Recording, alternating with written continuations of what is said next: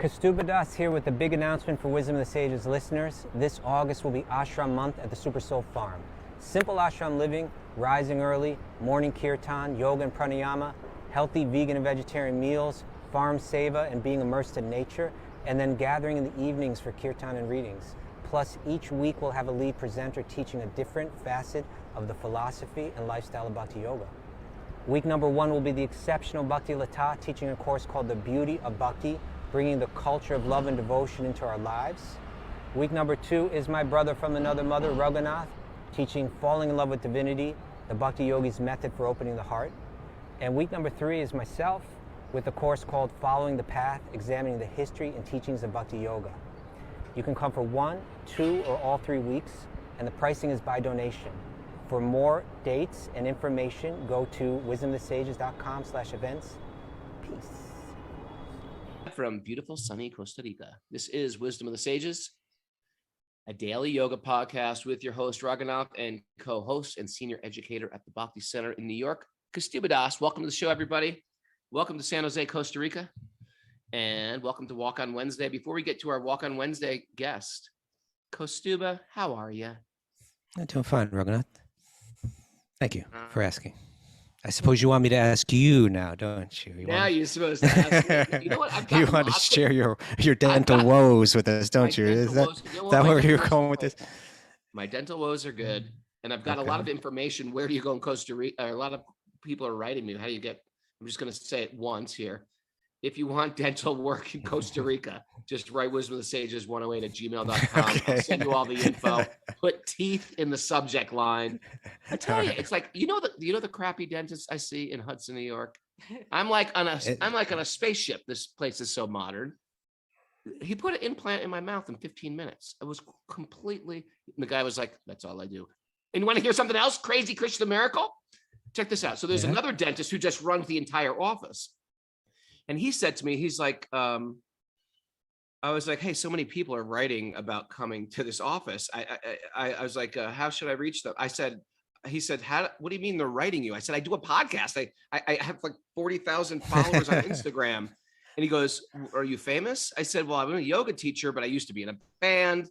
And he goes, what band? I was like, oh, Youth of Today. He goes, you were in Youth of Today. The dentist was like, you're in Youth of Today. I kid you not. The dentist was a Youth of Today fan.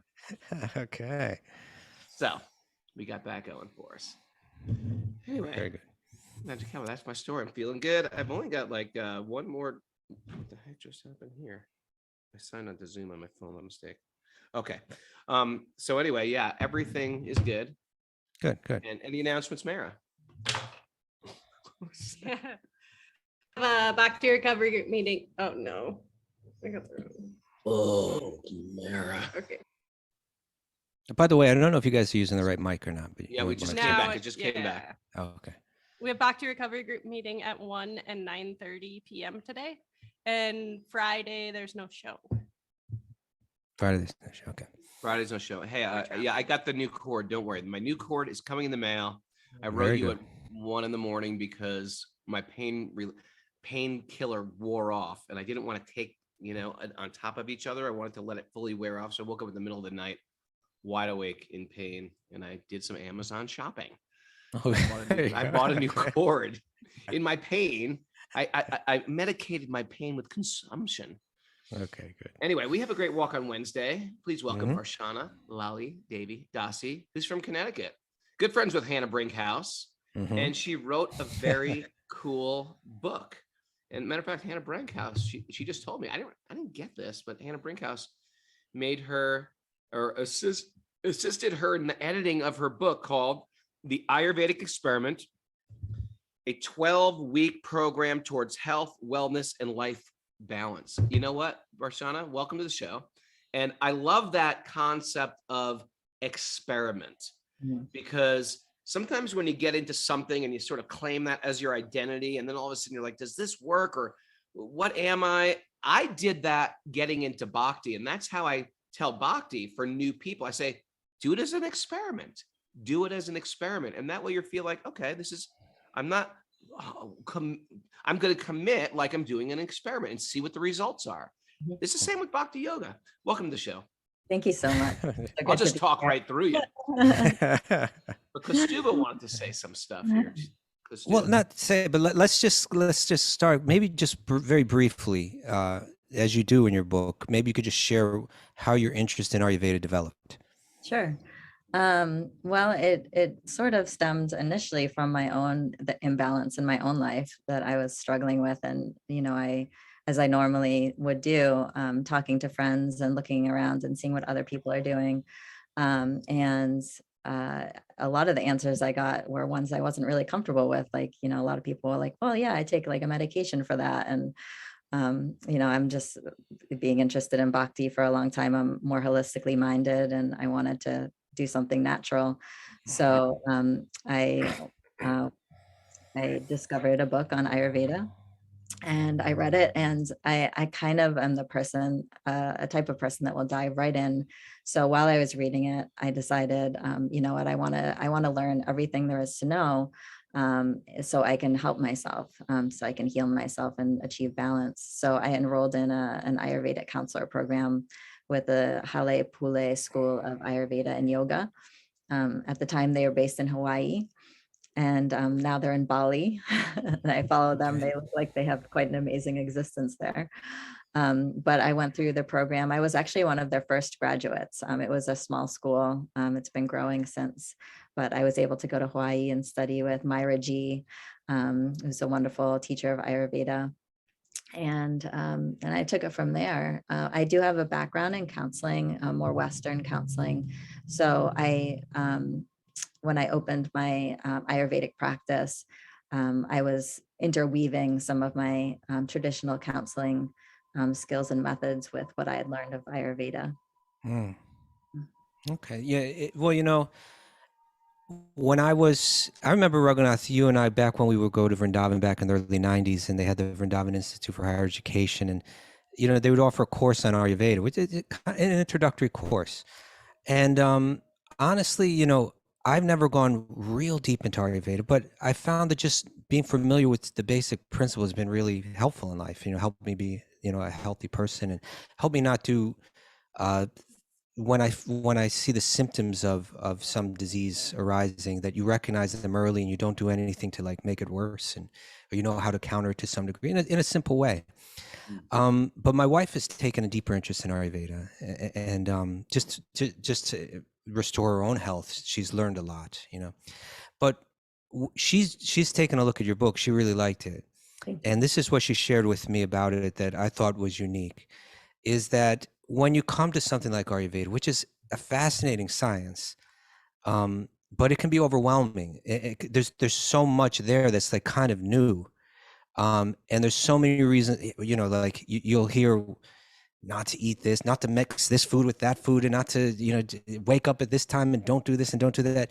And you get all this stuff. And as it starts to pile up and pile up and pile up, a person may begin to lose hope that this is actually going to be practical, that in the world that I live in, I'm going to be able to actually use this in a way that's going to be practical. But what you did in your book was, it was a very interesting approach. It's like a 12-week experiment, correct?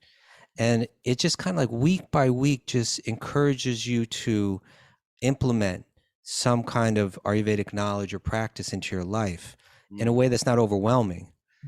And so then smart, such a smart idea. That's good. That's such a smart idea. Yeah. It is overwhelming. Yeah, it is overwhelming. I did a Ayurvedic course before I was even a devotee.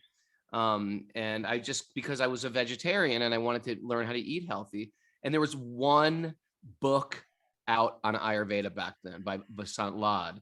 That was 1987. And in New York City, and Bhagavat Maharaj, before he was a Maharaj, was the teacher in New York City. And I took this course, and it was just like, I get it. It's completely over my head. I understand there's deep information here, but how do I put this to my life? Before, I did, Abhyanga self-oil massage and scrape my tongue, but beyond a lot of, I couldn't figure out how to apply it. I barely cooked as it was anyway. So now in our adult life, this is much a better choice. Small increments. Small increment. Well, right? Could you share a bit about how the book works and how you take people on this 12-week journey? Yeah, sure. And going back, just to what you both were saying about it being overwhelming. So when I opened my counseling business and I was meeting with clients, the first, I think, issue with having an Ayurvedic practice is, of course, health insurance companies don't recognize Ayurveda as, Mm. uh, you know, uh, something Valid that's or covered, covered. valid. They don't recognize it as scientific, which it is. There's a lot of, ancient science behind it. But because my clients would be paying out of pocket, at that time, I wanted to do it as a full-time job, so I didn't have to, do anything else. Um, I realized I wanted to pack as much in with the initial session as I possibly could. And so I'd meet with somebody for an hour and a half. And this is after having them fill out an extensive questionnaire, me taking hours to go through it, make recommendations. And then I'd meet with them for this hour and a half and try to tell them everything that I could to help them and then send them on their way. And for a lot of clients, that was like, oh my God, like this is so much information. I don't know where to start. I don't know what to do. And, I would offer, follow-up sessions, but it still I could see like, from my knowledge and experience working with people, like people really need to be guided on a really slow process. And I need to be with them every step of the way. So where that was not going to be really like financially viable for most of the people I was seeing, I said, I can put this in a book, and I can just, when people come to me for a session, I can just say, here, this is the first 6 months. Gotcha. And so to fulfill a specific practical need that you put the yeah, book together. very, very specific practical needs. So I started writing, and I really finished the book in a short amount of time. But then I couldn't find a publisher, and I honestly didn't want to spend a lot of time looking into, please publish my book. I just wanted to get it out there. So I decided to self-publish. And at that point, that's when thank you. DIY. And then that's when I asked Hannah, I said, I'm editing my own book. Would you help me with this process? And, we were working together with Ayurveda at the time. And she, very graciously agreed to do it with me. So she actually was doing the program, and we would meet periodically, like every week or two, and she would give me feedback, and it was incredibly helpful. And I think, I owe a lot to her in terms of, somebody was actually doing the experiment while I was writing it. And, her feedback, even with the personal aspects of the writing that I interweaved, because I do kind of interweave some of my own story throughout the book, and she was helpful at helping me sort that out. So, yeah, and that's what it does. I basically, a lot of people, when they come to Ayurveda, they want to know what their constitution is, what their dosha is, and then they kind of focus on that. But what I wanted to achieve with my book is to really teach people first about Agni, which is so very important for health. The fire of digestion, especially. Yep. Yeah, the fire of digestion and just the fire of life. I mean, really, Agni is about processing like everything that we consume.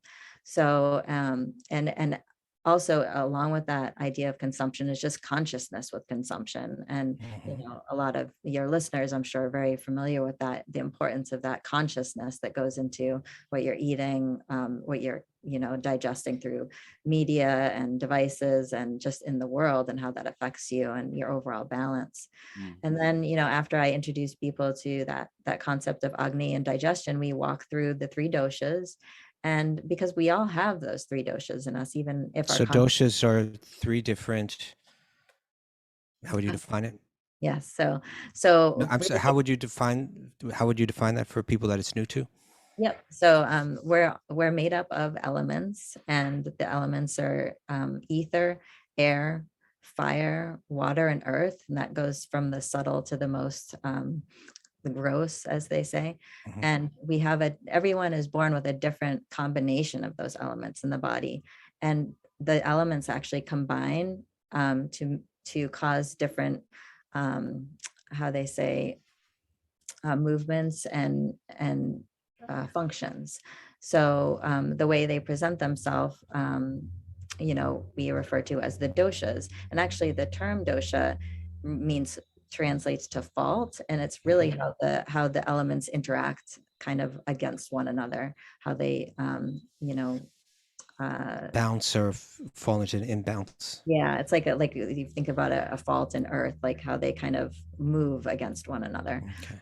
So when you're born with this constitution, you have, prominent elements or prominent doshas, and they require like more balance than the other ones that might, be showing up less in the body and the mind. So um, we all have all three, and I always talk to people about how important it is to not just focus on the prominent dosha, the one that you might have more of, but that all three are working in everyone at all times. And it's so good to get familiar with what they look like when they're in balance and also out of balance, so that you can address them. And in Ayurveda, it's a very easy concept. It's the opposite brings balance. So once you become familiar with the qualities of the different doshas, you just apply the opposite, and it helps to balance. And it's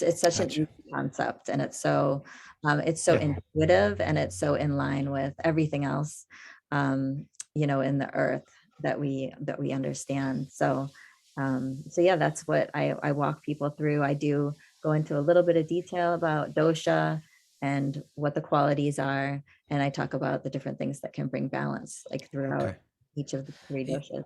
Well, I think by reading your book, for people that are new to Ayurveda, or even people that have been familiar with it but never really found a way to make it come alive in their life, it can just show it's a type of way of thinking about health it's not just necessarily responding to a particular ailment that you have, but it's kind of it works very harmoniously with just a spiritual approach to life, right? It has to do, it's more preventative than it is, it's about a wise way of living, that I can live in a wise way, in a controlled way, in a way that's sattvic, and not only will it help bounce my body physically, but it also just leads to a state of mind that's conducive for spiritual thought and spiritual development. It does. It's very holistic. And one of the things I love about Ayurveda is, oftentimes in the Western approach to addressing, they're kind of segmenting emotional, mental, physical, and spiritual. And one remedy might actually cause imbalance in one of those other areas. Whereas in Ayurveda, when you're addressing balance, everything is balanced once you have balance. So Nice. Really lovely. So where can we direct people to get the book? So the book is available on Amazon and Barnes & Noble, all the major book sites. And I do have a website for the book. And some of the products that I recommend that you could use with your experiment are also in my online store. So if people are thinking, oh, I'll buy the book and maybe a couple of, supplies to get started, then they might want my website. Okay. So the book again is The Ayurveda Experiment, Phase 1, and the website is the Ayurveda experiment.com. The Ayurveda experiment.com. Yeah. AYURVEDA, the Ayurveda experiment.com. And I can link that in the show notes today as well. Okay, great. I really encourage people to, if they're reading the book and they have questions and they want to reach out with feedback, I love hearing from people, and it really just makes my day. So yeah. How about this one? We'll go to Amazon and we'll write reviews, positive 5-star reviews. Can we do that, people, for her? Come on, community. This is what communities do.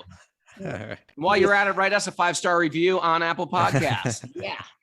Oh, thank you so much. You guys are awesome. Thank you so much. Thank you. Keep up the good work, Varshana Lally. Great to have you, and congratulations with this incredibly necessary book. I'm inspired. I got a copy last week, and I never read, but I'm gonna read this because I think it's gonna help me, because I tend to be slightly unbalanced at times. I don't know if anybody's picked up on that yet. Thank you, Prabhu. People are asking, do you have an Instagram thing for the book and all? Okay, so self-promotion is not my strong suit. right. Anyone wants to volunteer to make a really great Okay, well, not Instagram yet. book? No, I don't. I have like one picture of me holding it up at Trident Bookstore in Boston because it's Okay. one of my favorite bookstores, but that's it. All right. Thank you so much. Thank you. Thanks a lot. Have a beautiful day. Narayanam namaskritya naram chaiva narottamam devim saraswatim vyasam tato jayam mudirayat.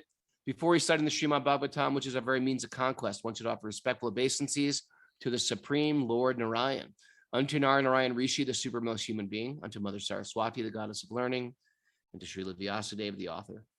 Nasta prayeshva badreshu nityam bhagavat sevaya bhagavati uttama shloke bhaktir bhavati naishtiki. By regular attendance in classes on the Bhagavatam, and by rendering service to the pure devotee, all that is troublesome to the heart will become eradicated. In loving service to the Supreme Lord, who is praised in transcendental songs, will be established as an irrevocable fact. Om Jnana Tamarandasya Jnananjana Salakaya Chaksurunmadatam Nena Tasmai Shri Gurave Namaha. I was born in the darkness of ignorance. My teachers are opening my eyes with the torchlight of knowledge. I offer my obeisances at their lotus feet. Hey, before we forget, Kaustubha want to announce Sunday's guest, Jeffrey Armstrong Kapinja Rishi. If you're a word nerd like me, we're going to get into language and the origin, and Sanskrit is the most precise and origin mother tongue of European languages, including Latin. You want to hear a cool one? Latin. You want to hear a cool one? Listen. All right. Adam comes from Atma. Okay. Atom comes from Atma because they thought the atom was the most, the tiniest thing you could do. Then later they realized you can break it down. But Atma means, cannot be cut to pieces. Then check this one out. The Greeks have this idea of edukari. Edukari was for the teachers to bring out information because people already have, right? Like the word soul. It comes from a piece of the sun, the soul, like the soul. And so edukari meant I bet I know where it what's comes from. already within them. Huh? I bet I know the word you're going to connect it with. Right. Well, it's not education because education means piling on information. Edukari, like the Greeks, means bringing it out. And yes, you tell me what the Sanskrit word is. Adhikari. Adhikari. Adhikara. Becoming qualified. What do you think about that? Okay. We're going to have a weird word nerd fest on Sunday with Jeffrey Armstrong Kapinja Rishi. Excited for this. He's a Sanskrit pundit, Ayurvedic astrologer, and one of the original editors of the Srimad Bhagavatam. Great. Yeah. I told Prajumna he was going to be on the show, and he was like, "Ooh, nice." I'm excited. All right. So we're wrapping up chapter 21 today, and I think we'll start 22 today. Fantastic. Okay. We're in text 50. Our dear Lord, it is your dharma, occupational duty, to rule over your citizens. That is not a very wonderful task for a personality like you, who are so affectionate in seeing the interest of the citizens because you are full of mercy. That is the greatness of your character. So the people are speaking to Prthu now. Yeah. Glorifying him. The citizens. Okay. Prthu just spoke to everybody, glorified God, glorified the Brahmins and the Vaishnavas, and now the citizens are getting to reply. The citizens continued, today you have opened our eyes and revealed how to cross to the other side of the ocean of darkness. What would you say was the main other side theme? of the ocean? What's that? He said, today you have opened our eyes and revealed how to cross to the other side of the ocean of darkness. What do you remember as being the main point that he's making, how to do that? The worshiping of the Brahmanas and the Vaishnavas? Yeah, the respecting, the elevating and hearing it from, and allowing oneself to be shaped by, to be, inspired by and transformed by the words of wise people. That's, of course, in the Bhagavatam it states that Krishna says, those who claim to be my devotees are not my devotees, but those who claim to be the devotees of my devotees, they're my devotees.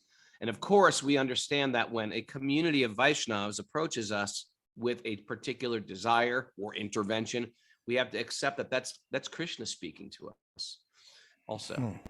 That's Yeah, why it's you know, important to have devotees in your life that you trust, that you Have in trust your their life. integrity, the way they live, the way they walk, the way they talk. Go on, Prabhu.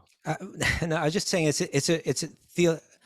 theologically, it's an interesting idea, right? That, like, we hear of the jealous God or something, but here, like, Krishna's saying, actually, you think you're devoted to me. You know who I consider devoted to me? Those that are devoted to, like, the wise, saintly people. That's who I consider actually devoted to me.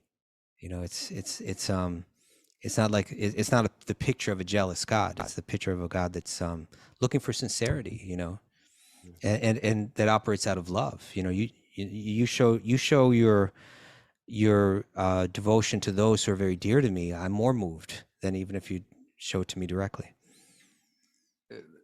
Speaking of jealous God, you want me to word nerd you one more time, my friend? Check this All out. right. Check this out. You're gonna blow your mind. Abraham, right? Abraham, Abraham. married to Sarah, Okay. right? This is coming from the creator, borrowed from the Vedas, Brahma and Saraswati. Saraswati. Oh, that's a mind blower right there. Boom. It's a mind blower, isn't it? Boom. Brahma Saraswati. Oh, you're not going to wait till you hear what Adam and Eve is. Anyway, forget it. Well, Adam, I already know that first. Adam, right? Adam. And Eve. Jeeve. Oh. Jeeve. Adam, Jeeve. Come on. Wait till you hear Jeffrey Armstrong's schooling me up some interesting word nerd stuff. Okay. Yeah. Looking forward to Sunday. Yeah. Okay. Text 50. Do we do text 650? Oh, we did half of text 51. Go ahead, read the whole thing. All right. Again, today you have opened our eyes and revealed how to cross to the other side of the ocean of darkness by our past deeds and by the arrangement of superior authority. We are entangled in a network of fruitive activities and have lost sight of the destination of life. Thus, we have been wandering within the universe. This is our position. It's only a matter of time, Kaustubha. I feel there is a tsunami of Vedic culture that's about to crash on the shores of the planet. That's how I feel. I feel like the explosion hasn't even started. The fuse has been lit. And in that sparking, it appears like, whoa, something's happening. Wait till the explosion hits. All this stuff that they're like, oh, science doesn't recognize Ayurveda and astronomy and cosmology. Carl Sagan, there's another thing I heard. Carl Sagan recognized that it's only Sanskrit and Vedic culture, as well as modern science, that recognizes or sees the world in a calendar of billions of years. No other culture did that. It's about time they're going to start to recognize the weightiness of these ancient texts, and it's going to become in the forefront. I'm speaking in prophecy today. Mara, have you been keeping tabs of the rate that Raghunath is consuming his medicine? No, clearly I need to be a little better. I'm getting a little concerned when we go into prophecy. It's happening, people. The golden age is starting. The Renaissance, the Bhakti Renaissance. It is interesting, though, to think of it, right? Like we're talking about Ayurveda. Now, Ayurveda, it's one branch of so many branches of sciences which are growing out of one Sanskrit tradition, which its foundation is the spiritual side of it, right? In other words, we get the Vedic literature and the Vedanta, and it's like, here's everything you need to know about who you are, what your position in this universe is, and how to elevate yourself and not only escape the sufferings of this world, but achieve the very goal of life. And then from that Sanskrit root out branches so many different sciences that have come through the Sanskrit language too, Ayurveda being one of them, astrology being another. And, people like to kind of brush these things off, but architecture. Yeah, so all of this stuff, drama, there's so much. And so you can't music, different melodies at different times of day. Come on. So an honest person that sincerely inquires has to see there's something of tremendous substance here.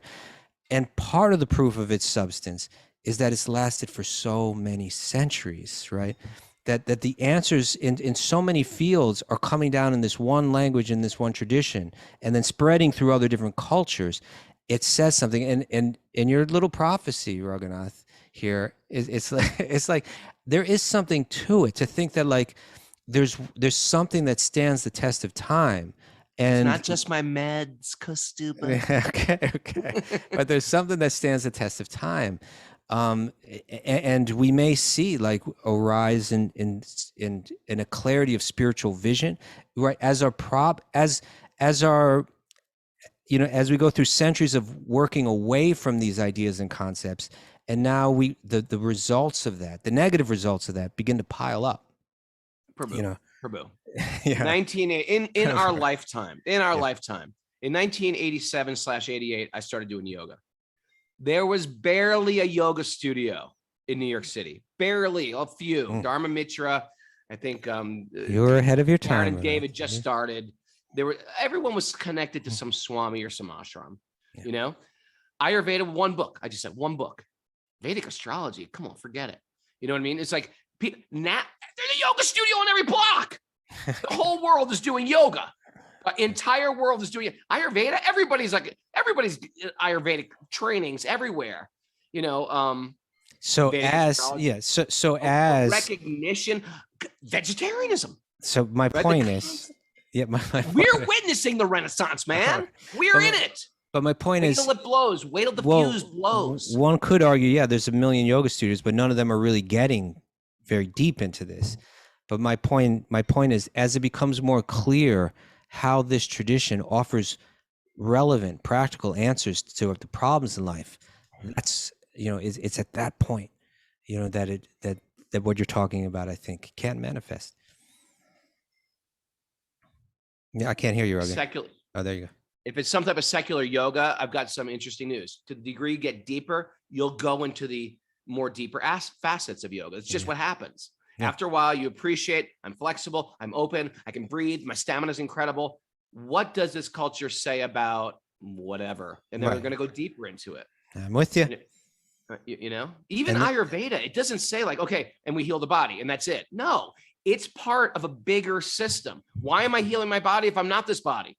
Well, because the body has a purpose in this life. There you go. We use the body to actually see that we're actually not. We use the healing of the body so we can start to heal the mind. So I can see that I'm something underneath the mind. Okay. This is exciting stuff. And it's great that all of us here on Zoom, there's others, the Wisdom of Sages family that we have got going, we're all at the precipice of something massive, a renaissance that's about to happen. That historically people, because let's face it, what's our other options, Kaustubha? Consumption, malls, AI, living in the metaverse. Who wants that? Who, after a while, it's going to be so disgusting to live in the metaverse where I have a metaverse girlfriend and a metaverse house and metaverse Bitcoins. After a while, I'm just like, I don't want to deal with this anymore. I want to grow vegetables. Just the very thought of it, it just shows how misguided we've become. That anyone who would even take the whole idea seriously. It's just like yeah, the metaverse. Okay, people are investing in the metaverse now. Really? You're going to invest in the metaverse for some payoff so you can live within the metaverse and live that world? You're already in one. Let's farm. Yeah. Let's grow, right? Yeah, there you go. Let's cook vegetables. Local vegetables. Sing some meaningful songs. Let's tell some meaningful stories. Let's sing some meaningful songs. Yeah. Let's figure out what is growing on my property that I can eat, that will heal me, that will feed me. Let's learn how to forage, people. Metaverse. Okay. All right, Raghunath. Thank you for your prophecy. I'm furious at the metaverse right now. Okay, let it go. Let's complete the chapter. Last verse. Dear Lord, you are situated in the pure existential position of goodness. Therefore, you are the perfect representative of the Supreme Lord. You are glorified by your own prowess, and thus you are maintaining the entire world by introducing Brahminical culture and protecting everyone in your line of duty as a Kshatriya. So he's saying you've directed us towards like people that can speak clear spiritual truth, and then you're protecting them, right? And protecting everyone through that. Okay. Raghunath, we get to that wraps up chapter 21. We're in chapter 22, my friend. And now we go to chapter Maharaja's meeting with the first children of Lord Brahma. They're very interesting, right? Now, so tell us a bit more about the four Kumaras. Well, they were the first sons Read of about them Brahma. earlier. Right? We met them early on in the Bhagavatam. Brahma gave birth to them, and he's like, I want you guys to propagate the universe. And he's like, they're like, not interested. Not interested. We're going to stay in these prepubescent bodies because we don't want to, right? Because wasn't life easier pre-puberty? It was. It really was. I mean, we cried a lot and we didn't get what we wanted, but for the most time, we didn't get entangled. But they have the wisdom of an ancient sage. They're actually the oldest people walking around because they're the first sons of Brahma, right? Yeah, but they just chose not to get older. So but they are the elder. And they are the leaders of a bona fide sampradaya lineage in the Vedic system, the Four Kumaras. Such a cool idea, right? Like these little children walking around, but they've got the deepest wisdom. But they're ancient, yeah. So now those ancient little children, old men, are going to meet the great king Prithu. Right. Very interesting. Yeah, they come down because they're so impressed with him, right? And now they're coming to share. Yeah, if you get into the Puranas, right? The Srimad Bhagavatam is one of 18 Puranas, and it's considered the highest Purana, the Amala, the spotless Purana, because it deals exclusively with bhakti, or the connection of the jiva and Bhagavan, the divine. So you'll hear about the Four Kumaras. They come up again and again in different stories historically. So let's go. Text 1. You ready? Yep. The great sage Maitreya said. So Maitreya is narrating this to Vidura, telling the story. Vidura's out on pilgrimage, and he runs into this older, wise Maitreya. Oh, it's my microphone. Don't worry, I've ordered a new cord. No. We're thus praying to the most powerful king Prithu. The Four Kumaras, who were as bright as the sun, arrived on the spot.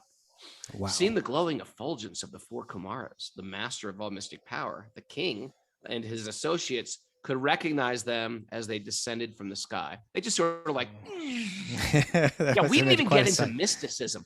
Wait till people hold on to mysticism.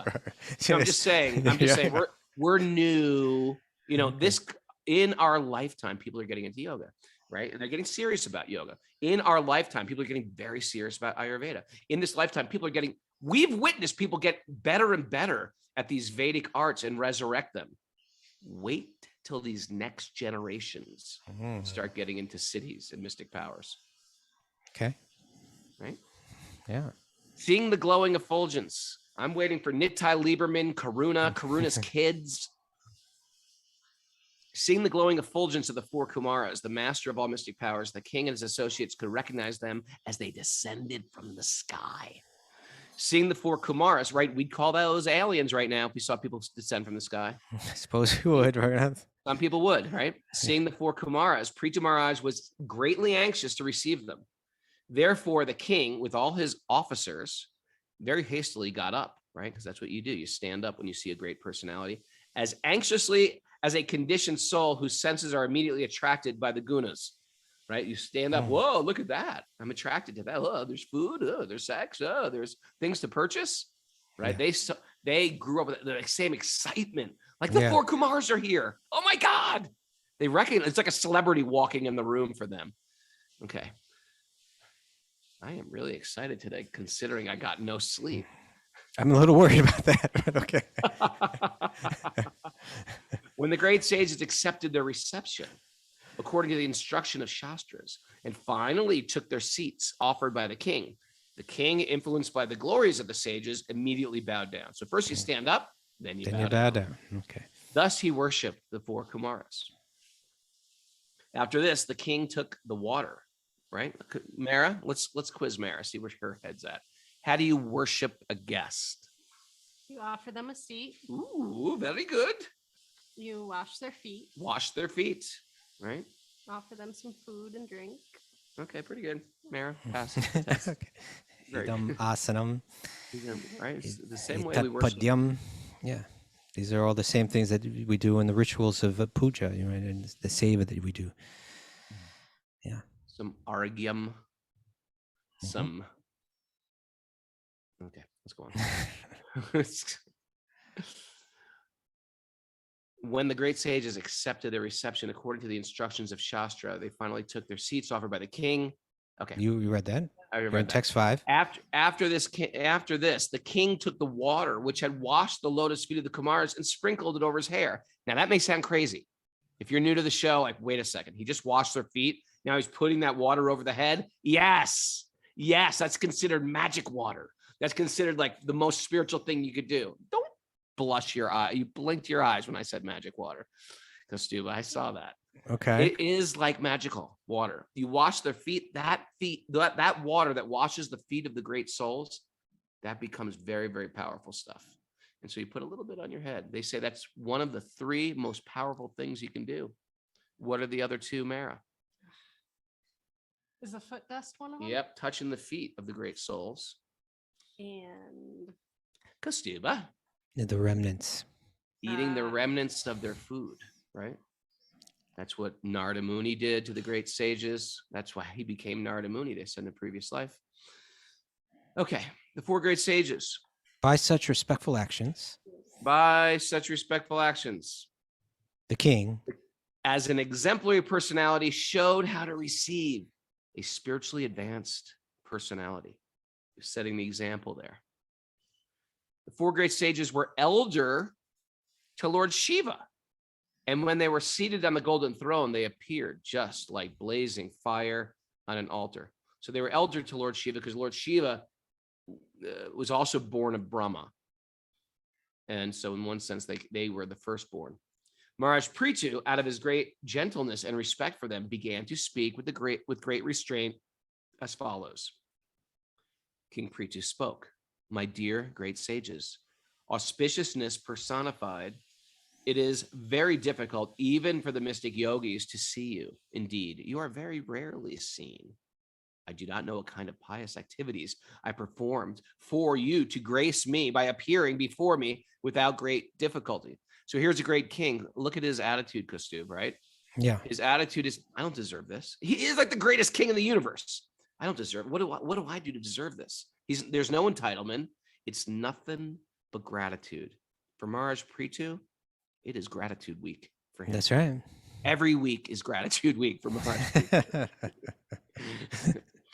Any person upon whom the Brahmanas and the Vaishnavas are pleased can achieve anything, which is a very rare to obtain in this world, as well as after death. Right? They're not subject to their karma anymore. Why? Because Lord Vishnu directs their life. And Lord Vishnu is above karma. He's above the gunas. Not only that, but one also receives the favor of the auspicious Lord Shiva and Lord Vishnu, who accompany the Brahmanas and the Vaishnavas. Prthu Maharaj continued, although you are traveling in all planetary systems, people cannot know you, just as they cannot know the super soul, although he is within the heart, he's in everyone's heart as the witness of everything. Even Lord Brahma and Lord Shiva cannot understand the super soul. A person who is not very rich and is attached to family life becomes highly glorified when saintly persons are present in their home. The master and the servants who are engaged in offering the exalted visitors water, a sitting place, and paraphernalia for the reception are glorified, and the home itself is glorified. Someone comes over, a great soul comes over. What can I get you? And on the contrary, if you neglect those people. Well, here it is, the next verse. Okay. And okay. I'm sorry. I thought you wanted me to talk more. Well, it's just these 2 verses work well together. Even though full of all opulence and material prosperity, any householder's house where the devotees of the Lord are never allowed to come in, and where there is no water for washing their feet, it is said to be considered a tree in which all venomous serpents live. Okay. We should just like on a practical level discuss the foot washing too, because it's from a different context, right? Well, it's from a different age. I mean, from a different age. Jesus Christ, they washed his feet when he came. That's right. He washed other people's feet too. Both. Yeah. But yeah, the idea is you're walking around barefoot. Like even when we used to that's one thing we do in Vrindavan, right? We walk around Govardhan Hill. It's how many? 20 something kilometers? 22 kilometers. So about 14 miles or something like that. So you walk 14 miles barefoot, you begin to understand, like, that's when you need some to wash your feet. You need to soak your feet. Inside the feet, there's going to be, there's cracks, and, there's dust in there. And it's just, it's a relief, right? It's very pleasing to kind of soak your feet after walking long time barefoot. Sure. And so that becomes again, as you're saying, not only in this culture, but we see it, we read about it in the Bible and so on. That's how you greet a guest. They arrive, they've been walking a long way, and you bathe their feet. Please sit down. Yeah, it's a type of hospitality, and it's a way of honoring someone. And so we're hearing a lot about it here, but it's just using this to describe, to compare two different mentalities. And this idea of hospitality is deeply woven into Indian culture, right? It's so much part of the spiritual culture that it's part of Indian culture now, right? Or has always been. This idea about how you greet a guest becomes really, it says something, in this culture, it's understood to say something very deep about who you are. Like how you receive a guest really says a lot about your own character. Just even welcoming guests. Yeah. You can't just drive up to somebody's house nowadays.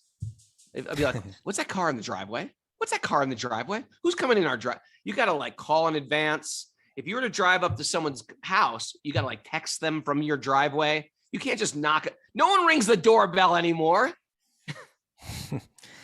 Yeah. So that it's so much we see to this day, we see in Indian culture, if any person is kind of recognized as deeply spiritual, they're receiving constant invitations to people's homes. Like, please come to my home, right? Please come, let us serve you, right? It's just such an integral part of that. And it's saying that it's really an open door to one's own spiritual advancement, how you greet those kind of people, how the hospitality is shown, the humility in that you show, Whereas on the contrary, even if it's saying here, even if you're dirt poor, if you have the right attitude, you can invite anyone into your home, and the most exalted person into your home. It's not like, oh, I couldn't invite them, I don't have anything to offer. You offer them a seat, you offer them some water, you offer them some menial service, and it's considered that your home is glorified. And on the contrary, no matter how much opulence you have, if you don't have that mood, that humility, that hospitality, that desire to serve another, then it's considered like your home is just entirely inauspicious. And Prabhupada made this good point in the Krishna book, in a purport. Well, the Krishna book is full of purports, but I made that point, the beauty of poverty, the beauty of not having a lot of money. If people come to your house, you're not have many. He's glorifying having no money, because you can welcome people into your house. You're not feeling like, oh, they're going to take from me. Sometimes if people have lots of wealth, they have security, they have alarms, they have gates. Who's coming over my house? But you can invite a person into your house, sit them down, and therefore we have this balance of what is actually the highest? Is it an economic status that I have? That's why we play it off right now. You get this, you get the latest this, you get the 2022, the newest iPhone. Actually, in Vedic culture, it's can I be the best servant? Can I serve great souls? How do I treat people? It all comes. The goal is not some economic rung on a ladder. The goal is liberation. What can I do for my own spiritual liberation in this lifetime? It's a whole nother metric. It's 6:54. Did I lose Kaustubha? Kaustubha disappeared. Wow, that never happens. That never happens. He'll be back. All right, we have lost Kaustubha. 6:54. Should we do takeaways already? What would Kaustubha say? You want to read more? Let me read one more. Okay. Where are we, Mara? 12. 12. Maharaja Prthu offered his welcome to the four Kumaras, addressing them as the best of the Brahmanas. He welcomed them, saying, from the beginning of your birth, you strictly observe the vows of celibacy. And although you are experienced in the path of liberation, you are keeping yourselves just like small children. Prithu Maharaj inquired from the sages about persons entangled in this dangerous material existence because of their previous actions. Could such persons whose only aim is sense gratification be blessed with any good fortune? Prithu Maharaj continued, my dear sirs, there is no need to ask about your good and bad fortune because you are always absorbed in spiritual bliss. The mental concoction of auspicious and inauspicious does not exist within you. Okay, still no Kaustubha. Is he in? Is he locked out? Yeah, he's locked out. Let me do it. Okay. Thanks. You want to read? Yeah, I can't read it. It's cut off. There you go. Welcome back. Hey, I've been back for a while. You choose not to. Finally, you choose not to read the chat for it. I'm saying hello. All right. I think the verse that you just read, we should start with tomorrow because it's a really interesting one. All right, let's do some takeaways then, Mara. What do you got? Some good stuff for us. The Bhakti Renaissance is beginning. The Bhakti Renaissance is beginning. I like that. How about a tsunami of Vedic culture is coming? A tsunami of Vedic culture is coming. Vedas offer relevant, practical answers. The Vedas offer relevant, practical answers. What is this? Use the body to heal the mind to find what you really are. Get out of the metaverse and grow vegetables. Yes, get out. That's an actual great t-shirt. Get out of the metaverse and grow vegetables. How about worship great souls? Like the souls of feet. Worship great souls. That was Leslie Venti's. I stole it from the board. Okay. Worship great souls. Boo, yeah. Every week is gratitude week for Maharaja Prthu. True. It's like a song. That's a song. Receive a guest with humility and hospitality. And drink. Weird. Drink the foot water of great souls. There you go. Drink. Is that it? Yeah. Drink foot water. How about that? Drink foot water. Why don't you market it? We got foot water here. Woo. Hey, I want everybody to check out our good friend Varshana Lali's book, The Ayurveda Experiment, and you can go to the ayurvedicexperiment.com. This is phase 1. There's going to be 2 more phases of this book. So check that out. And let's see, my friend. Oh, yeah. 4th of July. I'm getting psyched for 4th of July, my buddy Kaustubha. Yeah. Me and Mara and Kaustubha are all going to be there. We're looking forward. People are just getting into and signing up. If you haven't signed up, go to wisdomofthesages.com. Go to Sage Academy because we want to see you and we want to hang out with you on 4th of July. Also, stop writing me. Write Wisdom of the Sage if you care about your teeth or you want your teeth being done. I'm getting too many Instagram messages. But if you want to go to, just go to wisdomofthesages108@gmail.com. Put teeth in the subject line. Looking forward to this 3rd generation of devotees becoming mystics and the Bhakti Renaissance tsunami, which is about to take over the globe. And that's about it. Thanks for everybody who supports what we're doing. It means a lot to us. Check out this Sunday. We're going to have Jeffrey Armstrong at 8 a.m. I'm looking forward to that interview. The origins of language, the mother of all language, Sanskrit. That is all, my friend. Hands in the air, and now we sing, we rejoice, we clap our hands, we move our bodies. This is a very healthy motion to do.